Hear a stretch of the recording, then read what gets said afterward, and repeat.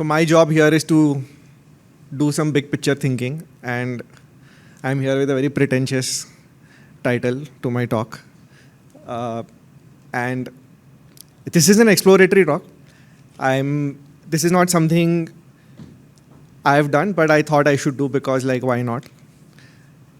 Because here, so the idea of this event and like what we do in this community is to build things, right? Which is engineering, like creating things that have utility to users, to customers, to whoever. And our life mostly evolves around how we can do that job better, like how can we build things better. And the focus on the build is of engineering is on this thing, which is what I call grammar, right? Which is our syntax, our code, the way we lay out our code, the way we write tests, or we do, how we name variables, how we write functions. This is all kind of grammar, and that becomes the focus of our craft. Like, what is the most beautiful function you can write, or the most optimum function, or the most beautiful looking screen that you can build. And in our day-to-day lives, I think we are just so involved in fixing grammatical errors that we don't really think about, like, what does this all mean, right? And this is the other piece, right?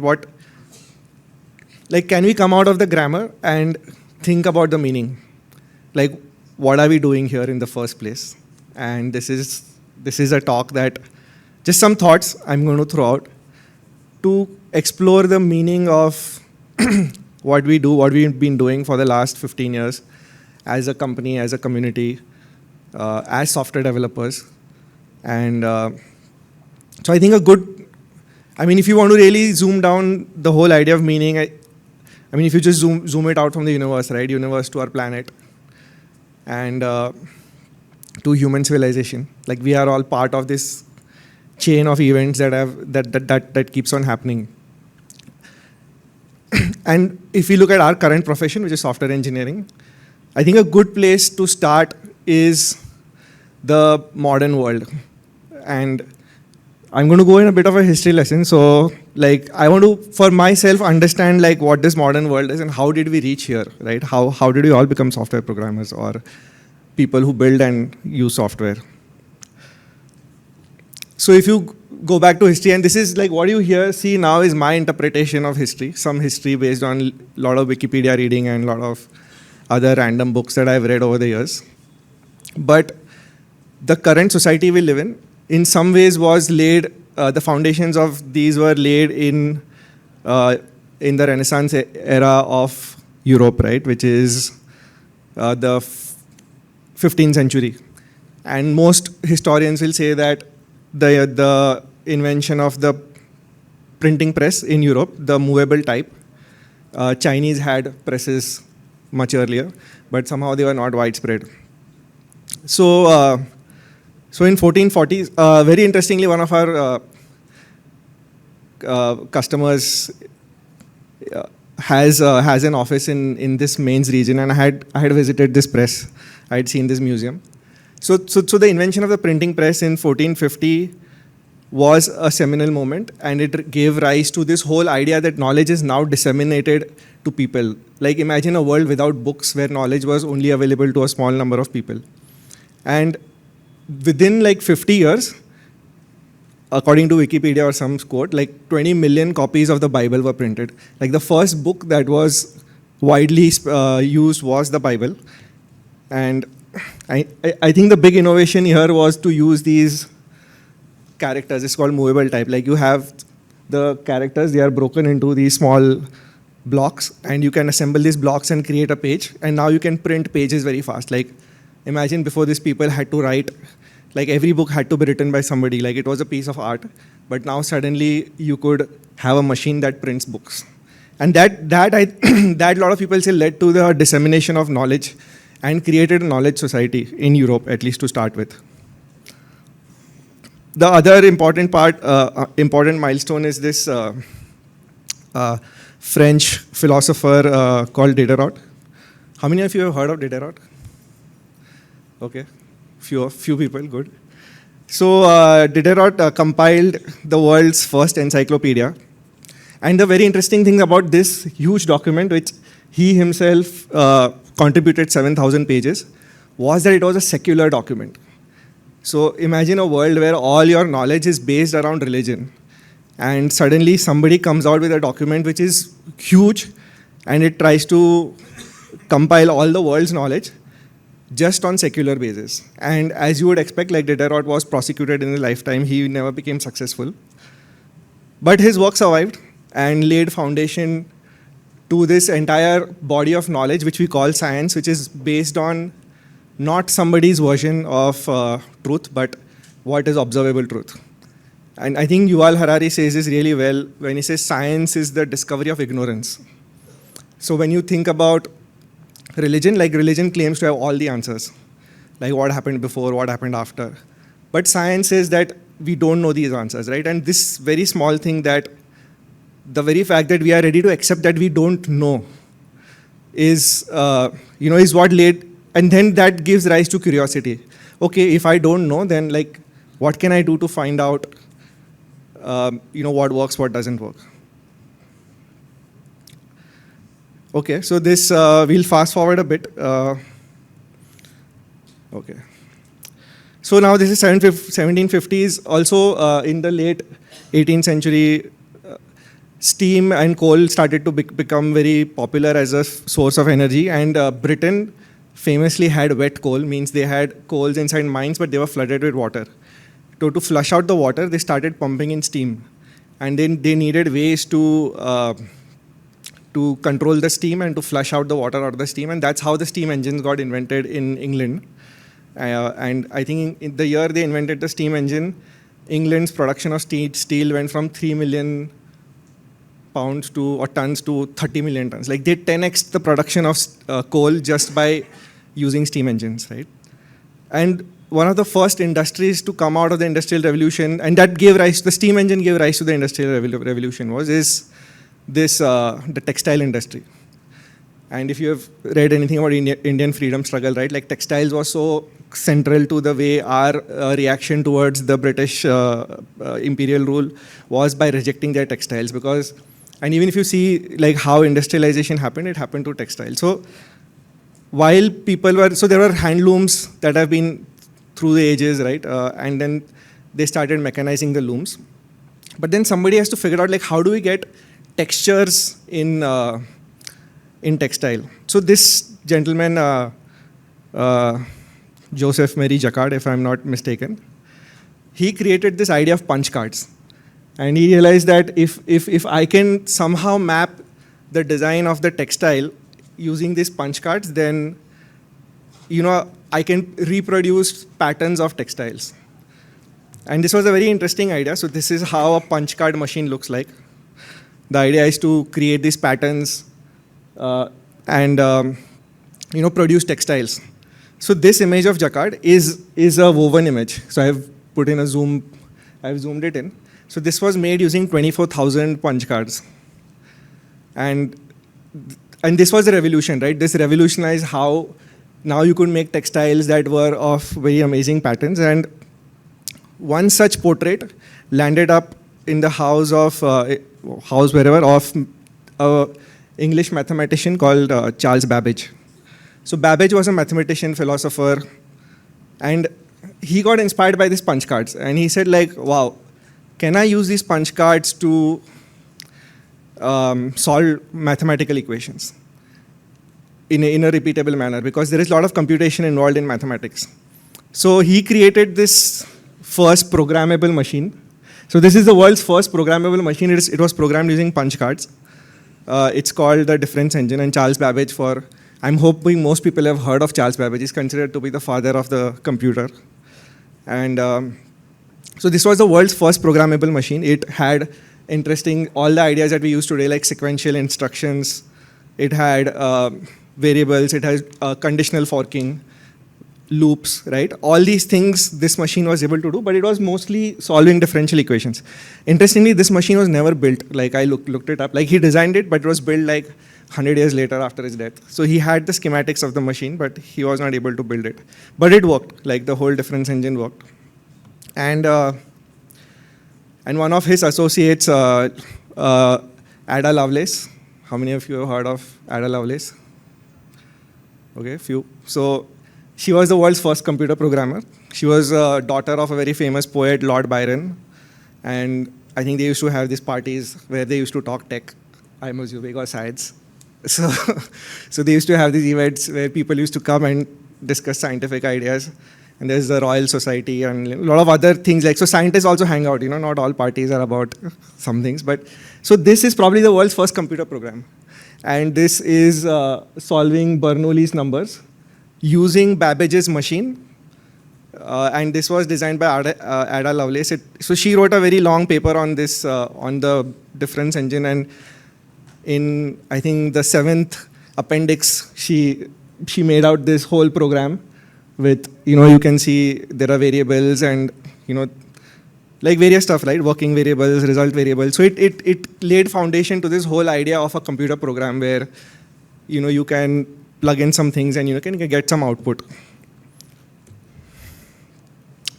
So during this time, like Alexander Graham Bell patented the first telephone. I think there is a lot of controversy on who really invented the telephone, but this guy was the first to patent it. And he started the Bell Telephone Company, which I think has a huge outsized impact on how we look at tech today, right? Bell Labs, I'm sure, again, most people would have heard of Bell Labs. So this is how Bell Telephone Company really started, with a patent in 1876. I think in 1890, they were able to do a call from New York to Chicago.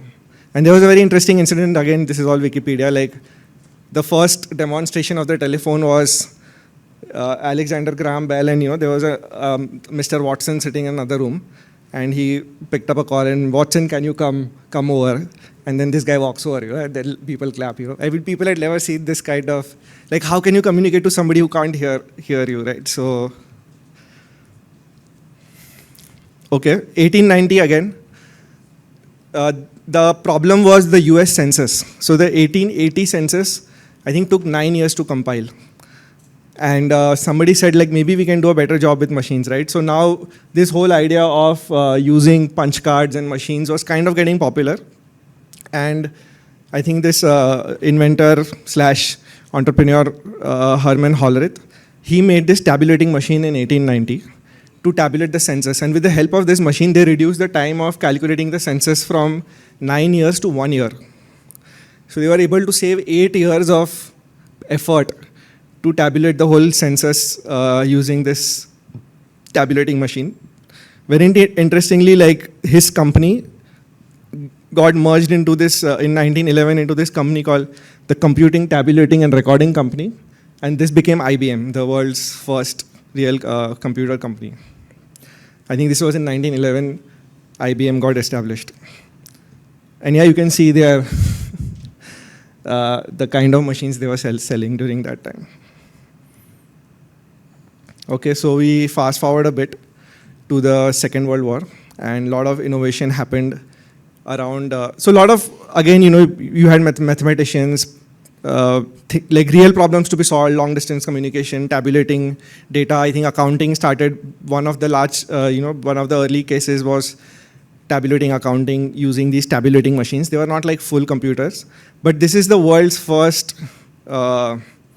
general purpose computer. It's called the Enac. This was made by the US Army to calculate the projectiles for artillery.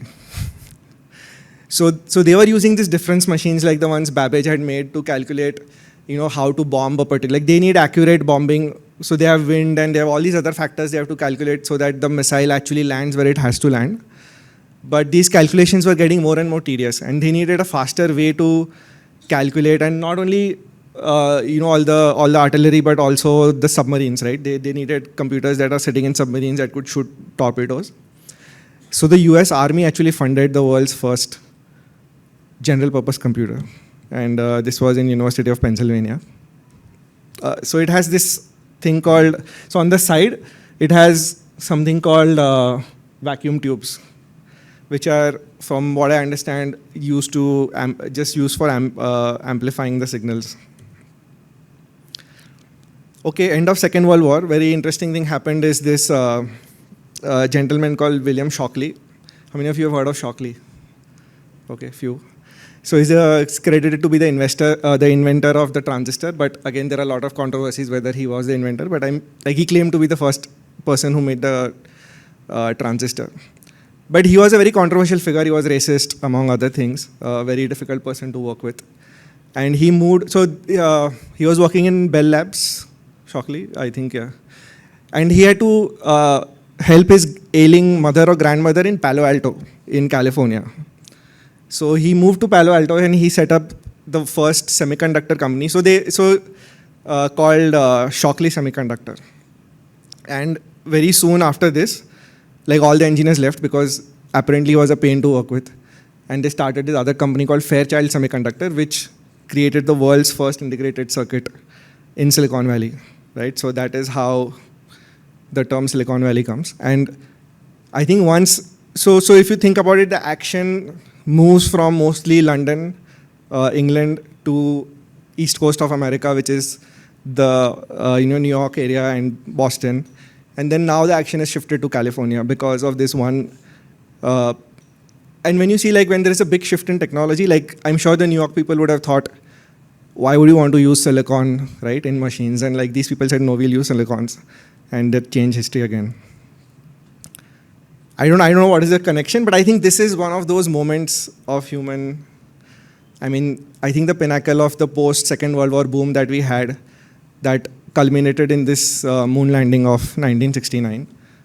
I wasn't there, but I mean, we might see the first interplanetary journey though. 27, 28 is when Elon Musk is saying we'll land in Mars. But I'm sure this was a moment, right? I mean, you look up to the sky, you look at the moon and the stars, and this is now the realm of imagination. Like, people have never imagined what it means to, like, what's even there. But somehow we reached there, right? Somehow we made those rockets, those technology, the science, everything. We computed the equations. There are a lot of movies, right, around the moon landing. First Man is a great movie if you have not seen. Okay. Shifting fast forward a bit to the invention of the personal computer. So till now, the whole idea was that computers were used by governments and large companies, but like people had no use of computers. So the Altair 880 in 1975 is the world's first computer that was commercially sold. It was created by, again, inventor entrepreneur called Ed Roberts in Albuquerque, New Mexico. Very weird. And so this is how the first computer, like, it had no display. It just had these switches and some LED lights, right? That is all. That is all you get. But then this sold out like hotcakes, because there was a magazine called Popular Electronics at that time, and the editor of Popular Electronics was very pro, so there was this whole idea of the whole Earth catalog and other things, like in California, because now you are looking at the post-Second World War, where there is tremendous wealth in America. There is this whole hippie culture that you would have seen, like Steve Jobs. He came to India to do drugs and all of that, right?